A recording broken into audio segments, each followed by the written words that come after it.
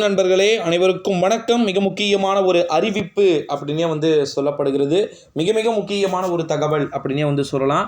என்ன ப்ரோ அப்படின்னு கேட்டிங்கன்னா, நம்முடைய தமிழகத்தை பொறுத்த வரைக்கும் விஜயகாந்த் தொகுதியில் பார்த்தீங்கன்னா மகன் அவர்கள் விஜயகாந்துடைய மகன் பார்த்தீங்கன்னா தற்போது ஒரு படுதோல்வி அப்படின்னே சொல்லலாம் நண்பர்களே.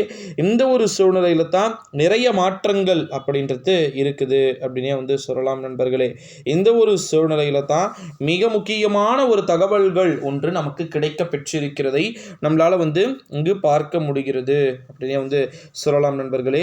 இந்த ஒரு சூழ்நிலையில் தான் நிறைய மாற்றங்கள் அப்படின்றது நிறைய இருக்கிறதை நம்மளால பார்க்க முடிகிறது அப்படின்னே சொல்லலாம் நண்பர்களே. மீண்டும் ஓகேங்களா, ஏகப்பட்ட விதமான விஷயங்கள் அப்படின்றது இருக்கிறதான்றதை நம்ம தொடர்ந்து பொறுத்திருந்து தான் பார்க்கணும் நண்பர்களே.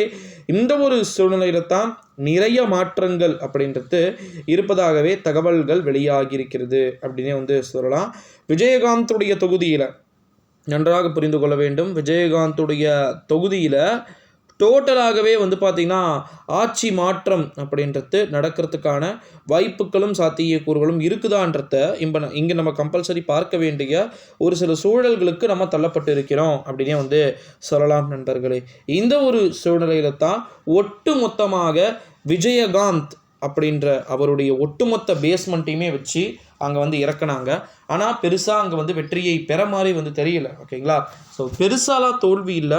2000 வாக்குகள் வித்தியாசத்தில் மட்டுமே அவர் தோல்வியை தழுவி இருக்கிற ஒரு டஃபஸ்ட் காம்படிஷன் கடைசி வரைக்கும் தமிழகத்தில் போராடி ஒரு தோல்வியை பார்த்திங்கன்னா பெற்ற ஒரு நபராக மாறி இருக்கிறாரே தவிர மற்றபடிலாம் வேறு ஒன்றுமேலாம் சொல்ல முடியாது. பெருசாலாம் தோல்வி தானே ப்ரோ அப்படின்லாம் வாய்ப்பே இல்லை, அதெல்லாம் சொல்லவே முடியாது.